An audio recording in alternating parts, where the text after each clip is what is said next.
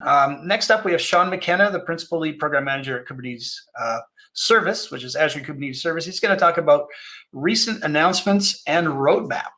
So we can bring up Sean, who I hope is showing up backline. Hello, can you hear me? Hey, there you are. Oh, you hear me okay? Yes, yeah. Perfect. So should I just take it away? I'm doing great. How are you? Doing great, thanks. Yeah, so today you're going to talk about Kubernetes Service and roadmap. And Yes. Yeah, so again, I'm Sean McKenna. I run the product team for AKS, and it's actually great that you showed in the last session, just towards the end there, some of the learning resources, because in my 30 minutes, we're not going to be able to cover everything required to learn Kubernetes. As suggested, it can take up to 50 days, although you can speed it up. So what I'm going to specifically focus on is some of the things that we've announced recently and some of the things that we have on the roadmap. So this is, I think, going to be more useful for folks who are already sort of following along with AKS, but maybe are struggling a little bit to keep up with the pace of announcements. So I'm going to highlight a few of the things that we've launched recently that folks aren't familiar with, may want to go take a look at. Okay. Hey, Sean, we need you to share your screen so we can. That's important. Let's do that. So just while Sean's doing that, I will be sharing some links in the chat for viewers related to what Sean's talking about today. So take it away, Sean. Cool. All right, so there's a whole bunch of recent announcements. This is probably over the last maybe 2 to 3 months, so fairly recently. I'm going to dive into a few of these specifically and try and do some demos of some of these items. But I wanted to call out a few of the ones that I'm not going to go too much deeper on, but just kind of flag them for folks so they're aware. The first one is in the top left there, AKS on Azure Spot. So people may be familiar with Azure Spot as a VM option. This is a way for you to pay less for your VMs, which is always good. And the deal that we make is you pay less, and in return, we are able to take that capacity back if we need it for somebody who's prepared to pay full price.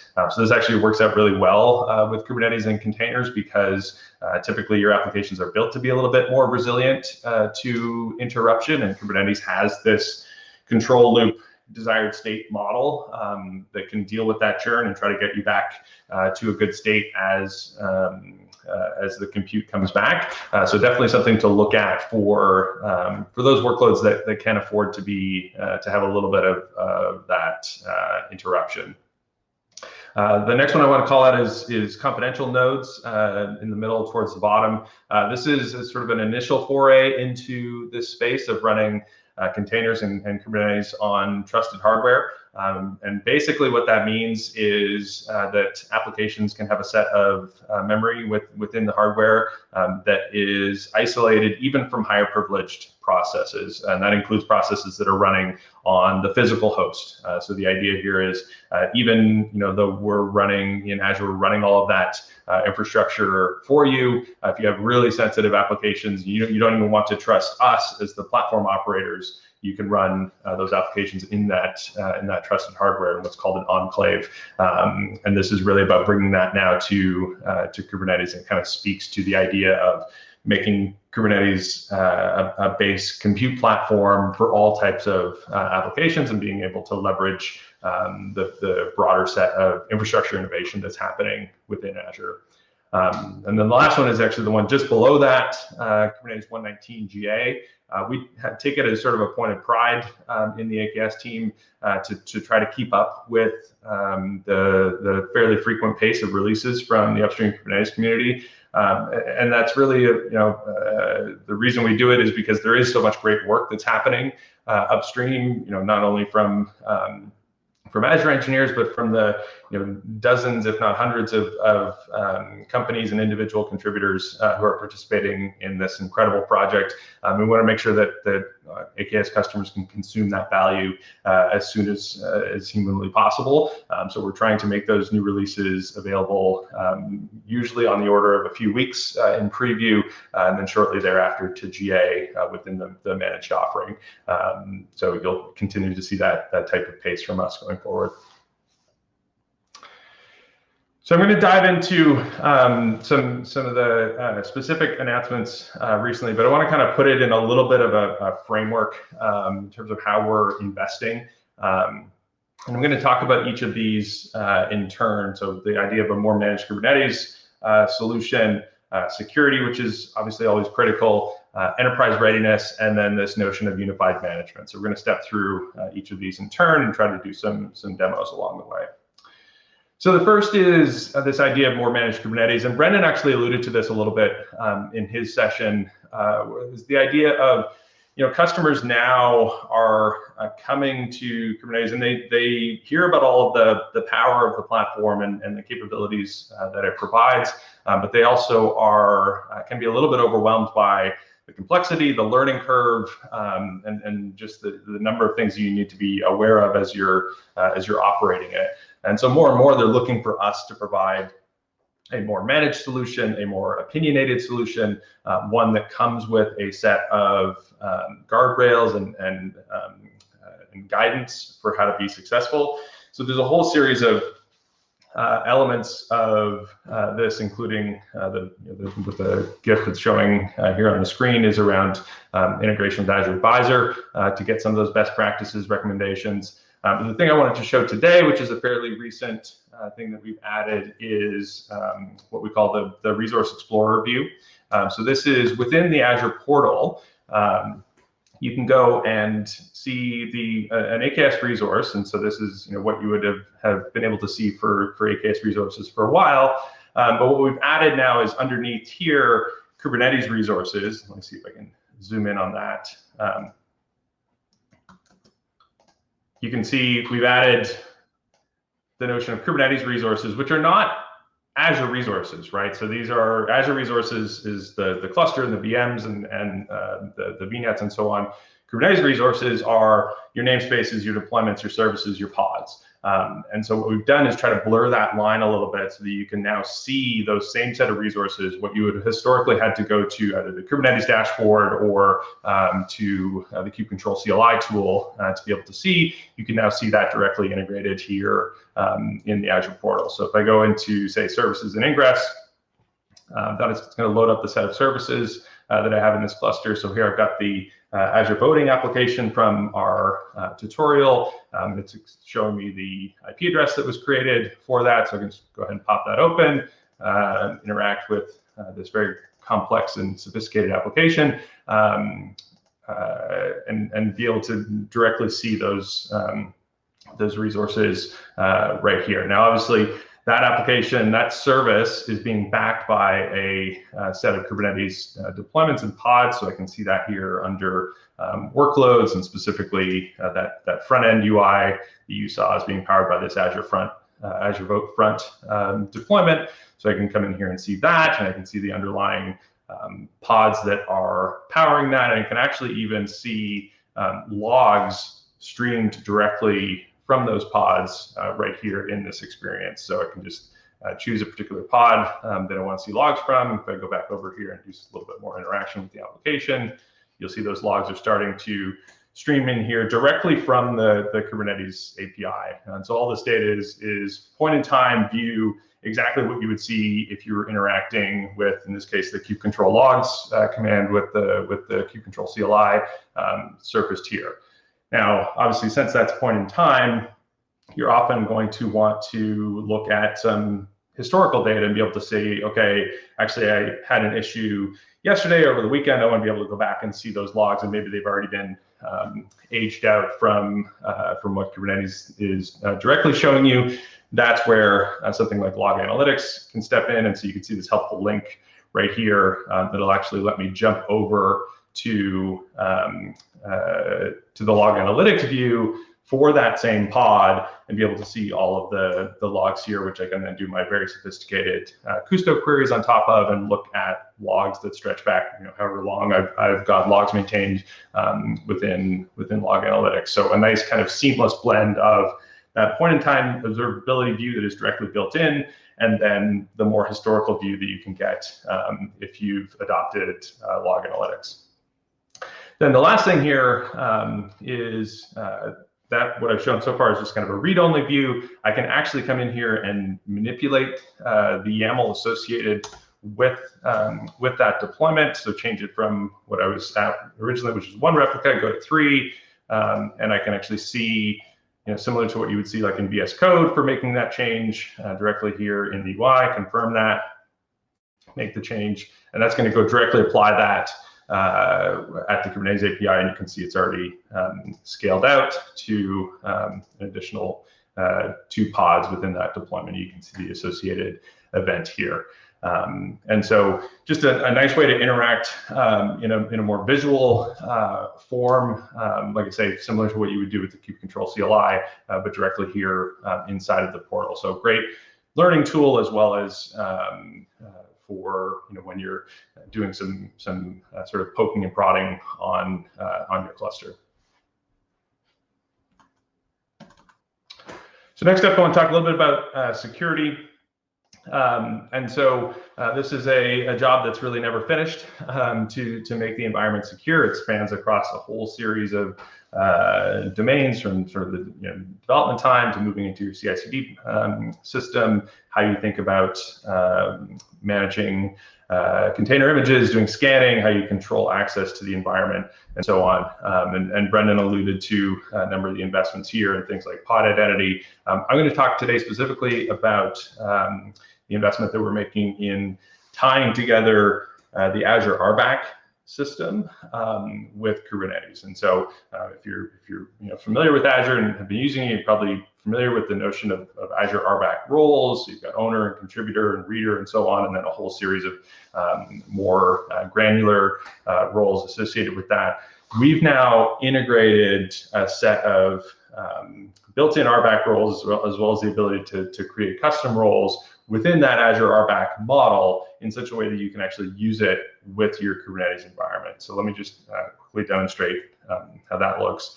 And this is sort of in the same spirit of what we just saw with the portal, which is starting to really blur these lines between what's the Azure domain and what's the Kubernetes domain. Originally, they were sort of 2 islands. We're now trying to bring those closer and closer together. So what I'm going to do here is do an AKS get credentials on a cluster called RBAC.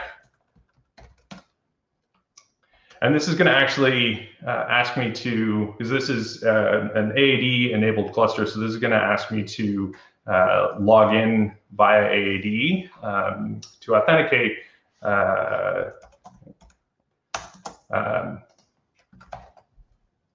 I guess I've already authenticated. So if I hadn't already authenticated, it would ask me to, actually, I think it'll be part of,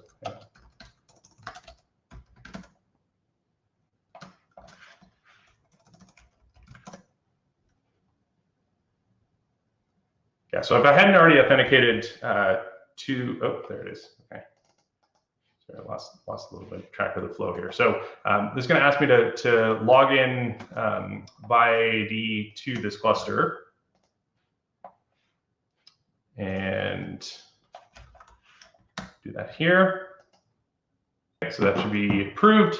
And now if I go back over here, it's going to go ahead and try to, now that it's authenticated me, it's going to go ahead and try to query the Kubernetes API to get the list of pods in the cluster. And if all goes to plan, that should initially be denied. So there you go. So you can see that I actually don't have permissions to be able to, I've authenticated as myself, but I don't actually have permissions in the cluster to be able to pull the set of pods. And you can see it's giving me this error message here to say, okay, you got to go ahead and get access, get authorized to be able to perform that action. So if I jump over here now to the portal, and here's that same cluster that we were looking at. If I go over to access control, and do add a role assignment.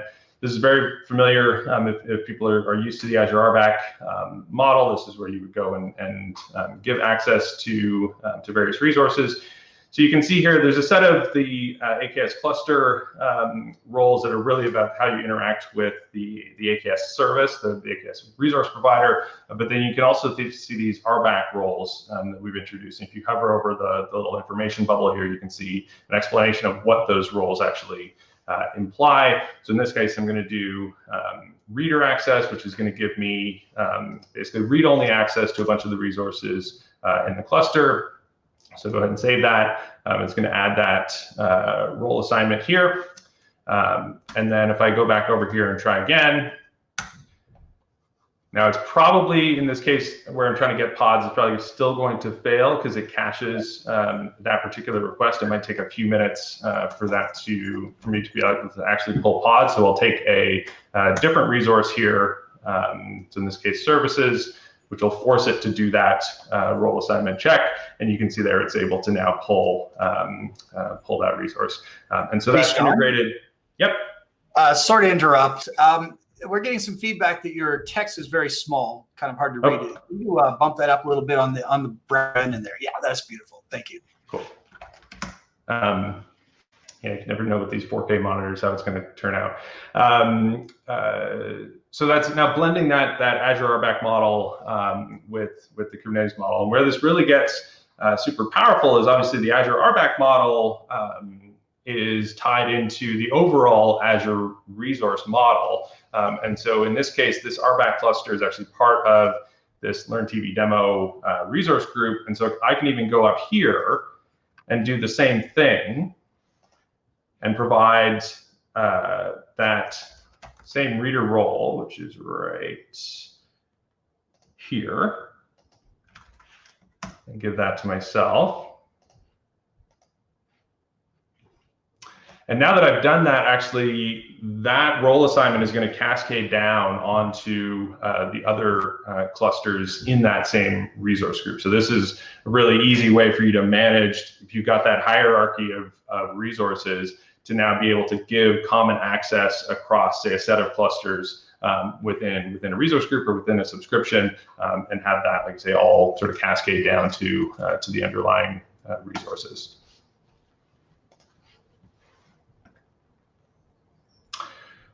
So the third area is around this notion of enterprise readiness, and it's sort of a broad kind of topic, but it's about bringing the power of Kubernetes into the enterprise and being able to work with the set of controls and desires that customers have in that environment. And so the thing that I'm going to show today, which is a fairly recent release, is under the sort of sub section of cost optimization, which is a really big focus these days. Folks are trying to tighten up the budgets given some of the economic circumstances that are going on. And so one of the patterns that we saw from a lot of customers recently is people trying to figure out a way, hey, I've got all these clusters, dev test clusters or batch environments or what have you, that I don't use all the time. So I've got a fairly predictable usage pattern for those clusters. I want to be able to shut them down when I'm not using them. And so we saw people trying to do that in sort of ad hoc fashions. So we decided to just introduce that as a first-class capability that we call AKS start-stop. So this one actually takes a few minutes. I've got a demo video here that I'll speak to. The idea is I've got a cluster that's up and running that has a set of services. In fact, it's got that same Azure voting app that we saw earlier. So this cluster is up and running. It's got a set of agent nodes running associated with it. I'm obviously being built for those agent nodes as they're running, right? And so now you can imagine I'm going home on Friday afternoon, and I want to be able to shut that cluster down because I'm not going to be using it over the weekend, right? So I want to shut these nodes that you can see here from the kubectl get nodes. I want to shut those down such that I can avoid that billing on the weekend and then be able to bring it back up on Monday. So I can do a fairly simple command here, AKS stop, provide the resource group and the cluster name, and that's going to go and start to shut down all the associated agent nodes, which you can see already happening there. And it'll do a cordon and drain such that the workloads get shut down gracefully. Once all the agent nodes have been shut down, then actually we'll start to shut down the control plane as well. So the piece that's running on, within the managed infrastructure, that'll get quiesced as well, to the point where there's nothing running at all. But critically, we're actually maintaining all of the metadata that was in the control plane. So everything that was stored in etcd about what applications were running and the configurations of those applications, we maintain, we back it up, so that when you come back in on Monday and want to start the cluster back up, you can do just an AZ AKS start and have that cluster get fully rehydrated, which follows the same process in reverse. We'll get the control plane back up and running. We'll re-provision the agent nodes, which then we'll start the billing meters, obviously, and then Kubernetes will then do its thing, which is following that control loop to go drive towards to the goal state that was defined in that metadata. And so once you've done that, then you can see the application comes back up and it's running as it was before. So the other way to do this, obviously, is to just completely delete the cluster and re-provision it from source. And that's certainly you should always be in a position where you can fully recreate your environment from source control. But the reality is there's often these kind of dev test environments, POCs, that type of thing, where you're still kind of tinkering with applications, and you may not necessarily want to go back in all cases and be driving everything through CI, and yet you want to be able to get the cluster back up to a good state once you need to use it again. So just a kind of a nice little feature in the context of that larger sort of cost management umbrella that I mentioned. Then the last thing I'll just briefly touch on here, because I know Jason is coming up next to talk about Azure Arc, and so this is kind of a little bit of a segue, but we're trying to build a set of capabilities that tie together some of the capabilities that we have within Azure and the Azure resource model, things like Azure Arc that we saw earlier, and bring those out to other environments beyond AKS. So again, trying to blur the lines between what you can do in the sort of first-class managed service with what you can do with any Kubernetes running anywhere, so that you can take a lot of those capabilities and the power that we bring to the managed service and bring some form of those out to the edge or to other cloud environments. Again, I think Jason's going to go much deeper on this topic. So wanted to kind of wrap up quickly with a set of things that we have on the roadmap. Some of which are actually, I think, going to be touched on in other sessions today. So OSM, for example, I think Phil's going to talk a little bit about that, but we intend to integrate that into the service as our managed service mesh solution. We're going to be adding support for Hyper-V isolation for Windows containers, which is really important for that Windows solution, particularly around ensuring backward compatibility as you move forward between different Windows options. So there's a number of other items here that we'll touch on. Maybe the last one that I'll call out is actually in the bottom right corner. This notion of portal quick starts is an idea that we're working on to provide you, and again, this speaks to the idea of sort of best practices and easy to get started and more managed environment, to provide you with some pre-configured templates depending on what type of cluster you're planning to run, whether it's a dev test cluster or something that's going to be used for machine learning, for batch environments, for some large-scale microservice type architecture, because there's a bunch of different configurations that we would change depending on that. And so if you can give us a little bit of a hint for what you plan to use the cluster for, then we can put you in a better state with respect to those best practices. So that's some of the kind of top level roadmap highlights. I also just want to do a quick plug for our presence on GitHub. We are trying very hard to be pretty transparent about both our roadmap as well as our releases. So if you go out here to the two links that I listed, you can see a fairly detailed roadmap of the things that we're shipping, what's in GA state, public preview, coming within the next kind of month or two, further back on the backlog. And you can also submit issues there as well that we'll take a look at. So definitely, if you want to keep up with the service at a fairly detailed and granular level, that'd be a good place to do it, as well as to say, be able to see the release notes as we ship roughly every week with bug fixes and new feature capabilities. So definitely check that out. And then last but not least, set of resources, some of which Brian pointed to earlier, but a lot of great learning content out there, kind of regardless of where you are in your journey of learning Kubernetes and learning AKS, whether you're brand new or looking for some of the more complex sort of best practices type topics, advanced topics. All of those are out there for you to take a look at. So definitely would encourage you to look at those. And that's basically it.